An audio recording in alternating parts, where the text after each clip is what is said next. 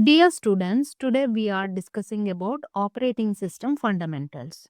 The three pillars of operating system functionalities are process management, memory management, and storage management.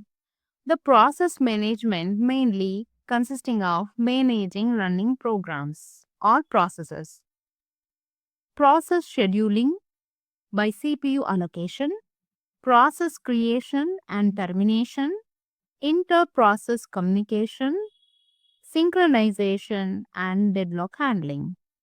Second one is memory management.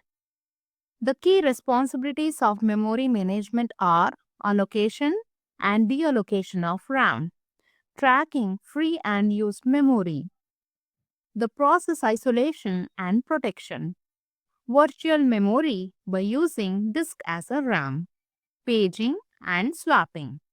The third one is storage management. The key responsibilities of storage management are managing non volatile devices such as HDD, SSD, file system organization by organizing directories and files, IO control by data reading and writing, caching for performance, disk space and partitioning management in the memory. Thank you.